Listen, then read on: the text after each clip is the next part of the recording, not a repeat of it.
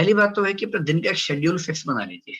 जो अराजक तरीके से पढ़ते हैं कि जब नींद खुल गई पढ़ना शुरू कर दिया, जब नींद आ गई सो गए, उससे बात नहीं बनेगी। एक प्रॉपर शेड्यूल बहुत जरूरी है। वो शेड्यूल कैसा भी हो, आप सुबह 4 बजे उठने वाला शेड्यूल बनाएं या 4 बजे सोने वाला बनाएं, इससे दिक्कत नहीं। लेकिन जो भी शेड्यूल हो वो एक तय हो, निर्धारित हो, जिस पर आप चलते हो।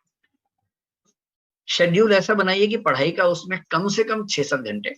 और अगर आप 6 महीने से पढ़ रहे हैं, केवल पढ़ाई करते हैं, कोई नौकरी वगैरह नहीं करते हैं, तो कोशिश करनी चाहिए कि लगभग 10 से 12 घंटे पढ़ाई आपकी हो। अगर आप 12 घंटे रोज पढ़ते हैं तो भी महीने की एवरेज आपकी 9.5-10 घंटे आएगी, क्योंकि महीने में 3-4-5 दिन ऐसे निकलेंगे जब आप नहीं पढ़ पाएंगे। कभी स्ट्रेस हो गया, कभी परिवार का कोई काम आ गया, कभी अपना कोई काम आ गया, जाना पड़ गया कहीं, कुछ ना कुछ होता ही रहेगा। तो 12 घंटे रोज पढ़ने वाले एवरेज 10 घंटे पढ़ पाते हैं, महीने भर की एवरेज निकालेंगे तो 10 घंटे की पढ़ाई तो एवरेज होनी ही चाहिए यदि आप केवल पढ़ाई कर रहे हैं तो। अब इस 10 घंटे को डिवाइड कैसे करना है, क्योंकि संकट ये भी तो है ना कि जो आज पढ़ा कल भूल जाएंगे, कल तो याद रहेगा नहीं वो सारा। जो अनावश्यक चीजें हैं उसमें टाइम एकदम वेस्ट नहीं करना है। जैसे अगर आप अखबार पढ़ने में 3 घंटे लगा रहे हैं तो आप टाइम वेस्ट कर रहे हैं। इतना टाइम है नहीं आपके पास कि आप 3 घंटे अखबार पढ़ें, वो भी हिंदी वाले अखबार जिसमें कंटेंट उतना रिच नहीं है कि आपको बहुत फायदा मिलेगा। तो मेरी सलाह ये है कि करंट अफेयर्स के लिए दिन में 1-1.5 घंटा रखिए, अखबार सहित।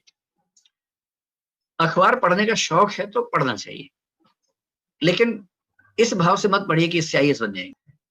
उसके बाद दिन में आधा घंटा कम से कम रखिए लिखने का। रोज लिखिए आधा घंटा। कभी कभी केवल स्पीड बढ़ाने के लिए लिखिए, जिसमें कंटेंट की क्वालिटी पे बहुत ध्यान मत दीजिए। कभी कभी कंटेंट की प्रेजेंटेशन कैसे करनी है उस पर आधा घंटा काम कीजिए। कभी कभी टाइम मैनेजमेंट करते हुए एक मुश्किल प्रश्न का उत्तर कैसे लिखना है उसी पर आंसर राइटिंग के फॉर्मेट का अभ्यास कीजिए। आधा घंटा रोज लिखते रहेंगे तो परीक्षा में लिखना बहुत आसान हो जाएगा। और जो लोग परीक्षा से 4 दिन पहले लिखने का अभ्यास करते हैं वो साध नहीं पाते हैं। एक लंबा नियमित अभ्यास होगा लिखने का, तभी बात बनेगी। 2 घंटे हो गए। अब जो आपके पास बचे 7-8 घंटे मान लेते हैं पढ़ने के बचे हैं, उनमें कम से कम 5 घंटे पढ़िए नया। कम से कम 1 से 2 घंटे रिवीजन के रखिए मिनिमम।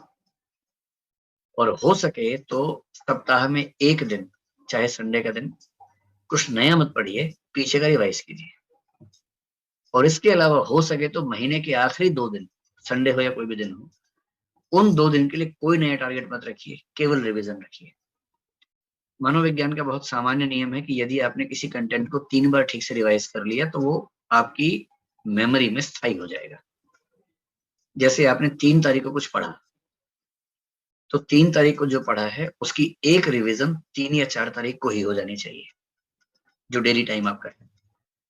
उसकी अगली रिवीजन उस सप्ताह के अंत में हो जानी चाहिए, संडे के दिन कर लीजिए, तो वो आपकी एक वीकली रिवीजन हो गई। उसकी तीसरी रिवीजन महीने के आखिरी दिन में हो जानी चाहिए।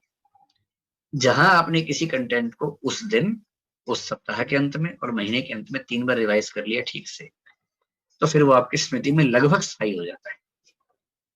इतना स्थायी है कि एग्जाम से पहले उसको जैसे देखेंगे आपको याद आ जाएगा। उतना ही चाहिए परीक्षा के लिए।